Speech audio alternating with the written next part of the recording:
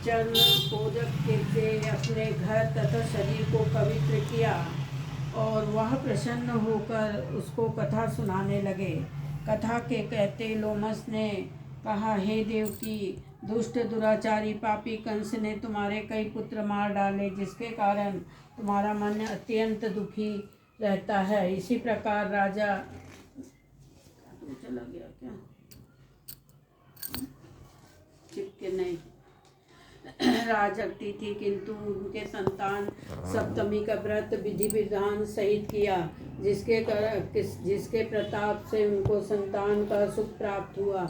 यह सुनकर देवकी ने हाथ जोड़कर मुनि से कहा, ऋषिराज, कृपा करके रानी चंद्रमुखी का संपूर्ण वृत्तांत तथा इस व्रत का विस्तार सहित कहिए, और जिससे मैं भी इस दुख से छुटकारा पाऊँ।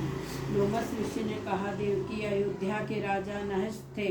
उनकी पत्नी चंद्रमुखी अत्यंत सुंदर थी। उनके नगर में विष्णु गुण नाम का एक ब्राह्मण रहता था। उसकी स्त्री का नाम भद्रमुखी था।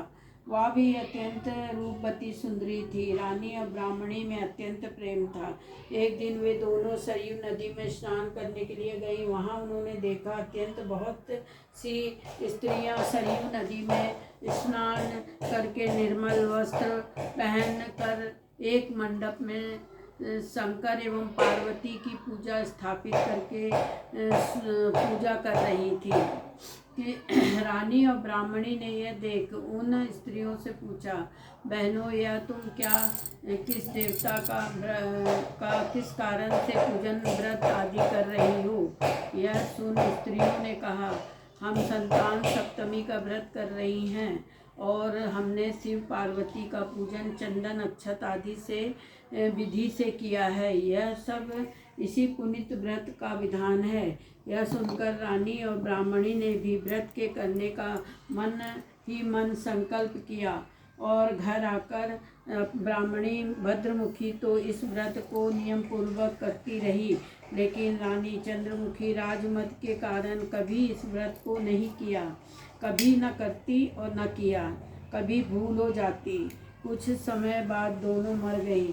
दूसरे जन्म में रानी बंदरिया ब्राह्मणी ने मुर्गी का योनि प्राप्त किया, परंतु ब्राह्मणी मुर्गी की योनि में भी कुछ नहीं भूली और ब्राह्मण शंकर तथा पार्वती जी का ध्यान करती रहीं। उधर रानी बंदरिया की योनि में सब कुछ भूल गई। थोड़े समय के बाद दोनों ने यह देह त्याग दिया।